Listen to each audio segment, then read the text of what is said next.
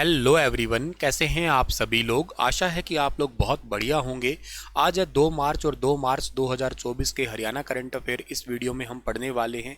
आइए सेशन की शुरुआत करते हैं और इस क्लास का पीडीएफ आपको मिल जाएगा star IQ education Telegram channel पे, तो आप इसे ज़रूर ज्वाइन कर लीजिएगा। और स्टार आईक्यू एजुकेशन इंस्टाग्राम पे भी आप लोग ज्वाइन कर सकते हैं मुझे।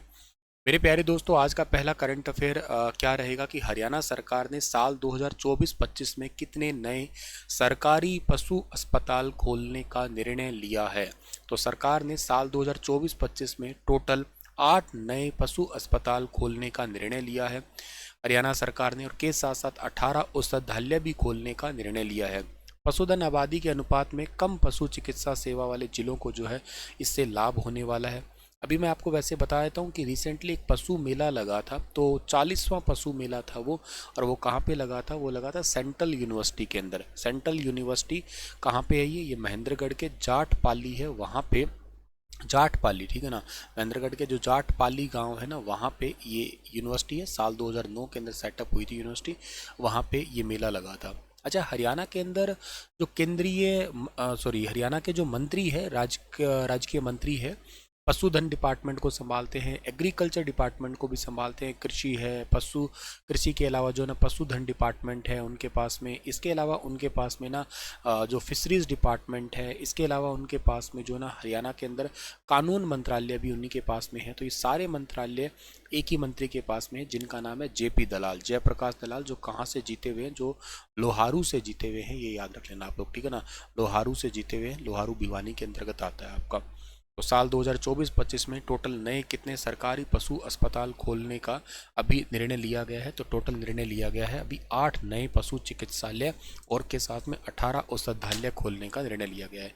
ऐसे सवाल अच्छे होते हैं, एग्जाम पर्सपेक्टिव होते हैं, ज़रूर आप लोग इन सवालों को याद कर लेना।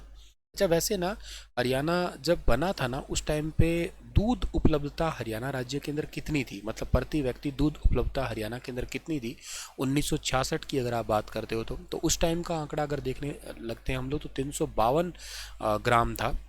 और इसको अगर नया आंकड़े देखने की कोशिश करें हम लोग तो 21 तक के आंकड़े आए हैं। 21 तक के जो है ना, ये 1060 ग्राम प्रति व्यक्ति है ये। तो इस छोटे से आंकड़े को ज़रूर आप लोग याद कर लीजिएगा। यहाँ पे दूध के पर्सपेक्टिव अगर बात करते हैं तो ये वैसे इसमें ना टॉप में अगर देखा जाए ना तो वो है आपका पंजाब राज्य, ठीक है।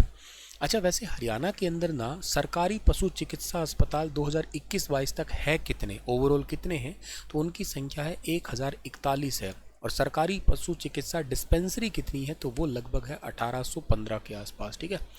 अच्छा, हरियाणा के अंदर सुअर फार्म कितने हैं पता है आपको। हरियाणा के अंदर सुअर फार्म, तो हरियाणा के अंदर सुअर फार्म 2 है। कौन कौन से, एक तो हरियाणा के अंदर हिसार के अंदर है, और दूसरा कहाँ पे है सर, दूसरा हरियाणा के अंदर अम्बाला के अंदर है, ठीक है ना, 2 है। अच्छा, इसके अलावा हरियाणा के अंदर जो एक सांड वीर्य बैंक है, वो टोटल कितने हैं, सांड वीर्य बैंक कितने हरियाणा में, तो सांड वीर्य बैंक हरियाणा के अंदर टोटल है 10, ठीक है ना, टोटल 10 है। हरियाणा में वैसे टोटल गौशाला कितनी है, हरियाणा में टोटल गौशाला कितनी है, तो हरियाणा में टोटल गौशाला जो रजिस्टर्ड है वो 619, ठीक है। हरियाणा में वैसे गौ सेवा आयोग के अध्यक्ष कौन है, तो उनका नाम है श्रवण कुमार गर्ग, ठीक है ना, श्रवण कुमार गर्ग। ये भी सवाल शायद पेपर में आ चुका है पहले ही, ठीक है। हरियाणा में वैसे मिल्क प्लांट कितने हैं टोटल, तो मिल्क प्लांट हरियाणा में टोटल 6 है ये। और इसके अलावा भी आप लोगों को अगर छोटी मोटी चीज़ें और याद रखनी है तो जैसे भैंस अनुसंधान केंद्र के बारे में पूछ सकते हैं आपसे, तो वो हिसार के अंदर पड़ता है। घोड़ा फार्म पूछ सकते हैं तो भी आप लोग को हिसार से याद कर सकते हैं, ठीक है। चलिए आगे जाते हैं, अगला सवाल हमारे पास में कौन सा रहेगा। और हाँ, एक साथ में एक बात और याद रखना है आपको कि हरियाणा के अंदर जो है ना जो पशु एम्बुलेंस है कहिएगा या मोबाइल पशु एम्बुलेंस है, इसकी जांच के लिए 70 मोबाइल पशु एम्बुलेंस जो है ना वो 11.20 करोड़ की लागत से स्टार्ट की जा रही है हरियाणा के अंदर। इसके अलावा हरियाणा में पशु चिकित्सा अस्पताल call centre toll free number 1962 का भी उद्घाटन किया है, जो 24/7 आवर्स चालू रहेगा पशुओं की चिकित्सा या पशुओं की देखभाल के लिए। खेलो इंडिया विंटर गेम्स 2024 में हरियाणा का कौन सा स्थान रहा है। ये यार बहुत ही ज़्यादा ख़राब स्थान रहा है कहा जा सकता है। इस बार तो काफ़ी ज़्यादा डाउन स्थान देखने को मिला है हरियाणा का ये, और ये 13वां स्थान रहा है। इसमें टॉप में तो आर्मी रही है टोटल 10 गोल्ड के साथ में, 2 नंबर पे कर्नाटका है, 3 पे महाराष्ट्र है, 4 पे हिमाचल है और 5 पे उत्तराखंड है। लेकिन इस लिस्ट के अंदर जो है हरियाणा राज्य का नंबर आता है लास्ट में ही देखने को मिल रहा है मुझे। मतलब मैंने जब इस लिस्ट को देखा था ऑफिशियल साइट के ऊपर तो सबसे लास्ट में हरियाणा ही दिखाया था। और हरियाणा का 0 ही गोल्ड है, 0 ही सिल्वर है, केवल और केवल 3 ही मेडल आए हैं, वो भी ब्रॉन्ज आए हैं, 3 ब्रॉन्ज मेडल आए हैं। तो काफ़ी बुरा मतलब प्रदर्शन रहा इस बार देखने को लग रहा है। खेलो इंडिया जो विंटर गेम है इसका ये 4th नंबर का इवेंट था ये। और पहले जो चरण हुए थे जैसे 2020, 21 और 23 के हो चुके हैं। और इसके बाद ये चौथा संस्करण था ये। तो इसको याद कर लेना आप लोग। और दूसरे चरण में अभी चलो इतना तो आप याद करोगे के साथ में इतना जरूर याद करना कि कौन से डिपार्टमेंट के अंडर आता है। ये आता है युवा मामले और खेल मंत्रालय के अंतर्गत आता है। केंद्रीय मंत्री अनुराग सिंह ठाकुर है जो कि हमीरपुर हिमाचल प्रदेश से जीते हुए हैं। राज्य मंत्री इसमें निषद प्रमाणिक है जो कि जीते हुए हैं कूच बिहार वेस्ट बंगाल से। ठीक है, कूच बिहार वेस्ट बंगाल से जीते हुए हैं ये।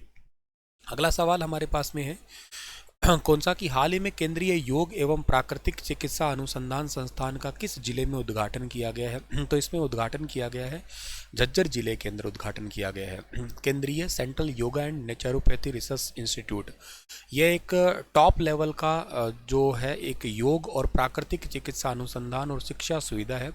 इस परियोजना के माध्यम से जो तृतीयक स्तर का योग और प्राकृतिक चिकित्सा स्वास्थ्य देखभाल बुनियादी ढांचा तैयार किया जाएगा। हरियाणा में 200 बिस्तर वाला अस्पताल और बाह्य रोगी विभाग, ओपीडी, उपचार ब्लॉक, शैक्षणिक ब्लॉक, छात्रावास ये सब कुछ तैयार किए जाएंगे। योग ब्लॉक भी तैयार किया जाएगा। इसका अनुमान है कि 19 एकड़ का ये प्रोजेक्ट 63.88 करोड़ रुपए की लागत से टोटल बनाया जाएगा। मैंने आपको एक दिन आगे भी कहा था ना, आप देख रहे होंगे लगभग फरवरी महीने से लेके और अब तक आपने ये योगा से रिलेटेड 3-4 अनाउंसमेंट सुन ली है। और वो भी एक प्रधानमंत्री जी ने अनाउंस किया था, एक जो है हमारे हरियाणा के स्वास्थ्य मंत्री उन्होंने, एक ये सेंटर खुल गया है CRIN। तो आप लोग थोड़ा सा इस पर फोकस करिएगा। अगर आपको जल्दी जॉब चाहिए तो आप लोग आपके पास में 1 ईयर का योगा का डिप्लोमा होना नेसेसरी है, यूँ समझिएगा। और के साथ साथ जो है ना एनटीटी का भी 2 साल का डिप्लोमा होना आपके पास में ज़रूरी है। ठीक है ना, बट वैलिड होना ये बहुत ज़रूरी मायने रखता है। ठीक है ना, कोर्सेज क्या है, कैसे इनका आपका कंप्लीट प्रिपरेशन होना चाहिए। ये वैसे वोकेशनल कोर्स होते हैं तो आप किसी साथ के साथ भी कर सकते हो, जैसे कोई डिग्री वगैरह है तो उनके साथ भी इनको किया जा सकता है, जॉब वगैरह के साथ में भी। बाकी आप मुझसे पूछ सकते हैं, बट सीरियस कैंडिडेट ओनली। ठीक है ना, व्हाट्सएप पे मैसेज करके। ठीक है। हरियाणा में स्वतंत्रता सेनानियों का मासिक भत्ता वर्तमान में सरकार ने कितना कर दिया है। तो स्वतंत्रता सेनानी जितने भी है फ्रीडम फाइटर्स हैं उनका मासिक भत्ता जो है ना सरकार ने कर दिया है कितना, 40,000 कर दिया है। पहले इनका कितना होता था, पहले सर इनका 25,000 रुपये होता था, अब बढ़ा के 40,000 कर दिया है। के साथ 22 लाख परिवारों को हरियाणा रोडवेज में 1,000 किलोमीटर की फ्री यात्रा की भी घोषणा।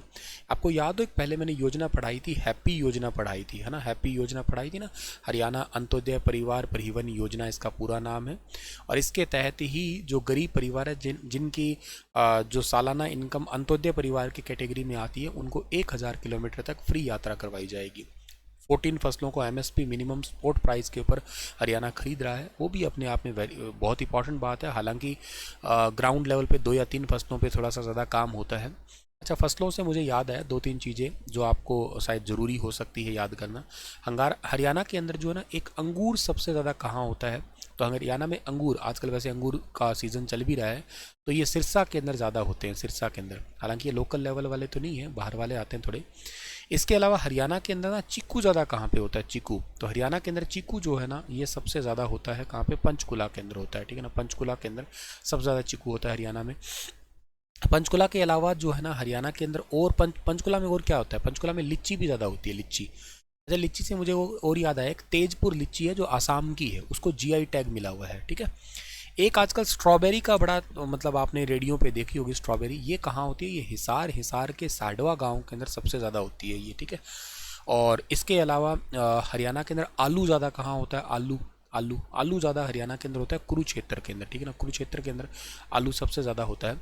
प्याज ज़्यादा कहाँ पे होता है, प्याज का उत्पादक अगर मैं कहूँगा, उत्पादक जिला जो ना वो नूह है।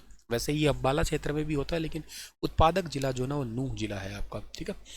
और इसके अलावा हरियाणा के अंदर जो है ना गेहूं के उत्पादक जिलों में टॉप कौन सा है, गेहूं में सबसे ज़्यादा गेहूं होती है हरियाणा के अंदर, सिरसा जिले के अंदर होती है गेहूं। सिरसा के अलावा 2 नंबर पे हिसार जिले के अंदर गेहूं ज़्यादा होती है, जींद में भी गेहूं ज़्यादा होती है। ठीक है। और इसके अलावा हरियाणा के अंदर चावल सबसे ज़्यादा उत्पादन कहाँ पे होता है? देखो, चावल सबसे ज़्यादा तो हरियाणा के अंदर होता है करनाल के अंदर, ठीक है ना। सबसे कम अगर आप मुझसे पूछते हो तो वो होगा कहाँ पे? महेंद्रगढ़ के अंदर होगा, महेंद्रगढ़ के अंदर सबसे कम होगा। इसके अलावा और कौन सी फसल वेरी इंपॉर्टेंट है? एक सरसों का पूछ सकते हैं आपसे, सरसों का अगर पूछा जाए तो सबसे टॉप पे 2022-23 का अगर नया आंकड़ा देखने की कोशिश करते हैं तो वो भिवानी दिखाया है, ठीक है ना, नया आंकड़ा। और 2 नंबर पे महेंद्रगढ़, हालांकि पहले महेंद्रगढ़ टॉप पे होता था लेकिन अब महेंद्रगढ़ टॉप पे नहीं है, महेंद्रगढ़ दूसरे पे चला गया है, ठीक है। और इसके अलावा गन्ने के बारे में पूछ सकते हैं आपसे पेपरों में। गन्ना हालांकि अगेन हरियाणा के अंदर सबसे ज़्यादा जो होता है ना वो यमुनानगर के अंदर ही होता है, तो आप ये याद रखना। यमुनानगर के अलावा करनाल में सबसे ज़्यादा होता है 2 पे, 3 पे कुरुक्षेत्र के अंदर सबसे ज़्यादा होता है ये। कपास हरियाणा में ज़्यादा कहाँ होती है? कपास का भी पूछा जा सकता है, तो कपास हरियाणा के अंदर ज़्यादा होती है सिरसा के अंदर, ठीक है ना, सिरसा के अंदर होती है, ये याद रखना। चलिए थोड़ा और आगे जाते हैं। अगला सवाल है कि हरियाणा में कब से कब तक उपचारित अपशिष्ट जल का 100% सिंचाई और अन्य उद्देश्यों के लिए उपयोग में लाने का टारगेट है? तो ये टारगेट रखा गया है कब तक का? आपका दिसंबर 2028 तक का जो है ना, ये टारगेट रखा गया है। इस बात को आप लोगों को याद रखना है, ठीक है ना, दिसंबर 2028 तक का टारगेट है ये। इसका मतलब क्या है सर? इसका मतलब जो सीवरेज वाला पानी है ना उसको एक्चुअली पूरा प्रॉपर ट्रीट करके 100% उसका सिंचाई में यूज कर लिया जाएगा दिसंबर 2028 तक, ठीक है। अक्टूबर 2014 से 10 अगस्त 2023 के बीच में बेहतर सीवरेज ट्रीटमेंट प्लांट लगाए गए हैं, जिनमें से जैसे हिसार में भी है, हिसार के अलावा जैसे और भी इलाके हैं, और फतेहाबाद में भी एक जापान की कंपनी डाइकी है, उन्होंने भी लगवाया था, हेल्प की थी। तो ये हमारा टारगेट है। और इसके अलावा एक और टारगेट भी है, 5454 तालाबों को पुनर्जीवित करने का भी टारगेट रखा है हरियाणा सरकार ने, तो इसको भी आप याद कर सकते हैं। चलिए सर, इसी के साथ में ये सेशन आपका वाइंड अप होता है और आप लोगों के लिए क्वेश्चन छोड़ के जा रहा हूँ कि हरियाणा में किसके द्वारा किसानों के वो जो फसल ऋण है ना, मतलब किसानों ने कहाँ से फसल का ऋण लिया था, लोन लिया था, और उनका वो जुर्माना और ब्याज दोनों ही माफ़ कर दिया गया है। तो बताइएगा आप लोग। एक्चुअली ध्यान रखना, मूल पैसा है ना वो माफ़ नहीं किया है, जो उस पर ब्याज लगा है वो इंटरेस्ट और के साथ साथ उसका फाइन, इंटरेस्ट ना के पे करने पर, वो किसके थ्रू लिया गया था और किसके थ्रू लिया गया जो लोन था उसका ब्याज माफ़ किया गया है, बताना इसके बारे में आप लोग। थैंक यू सो मच, हंसते मुस्कुराते रहना। कल फिर मिलता हूँ लेटेस्ट अपडेट के साथ में। राधे राधे।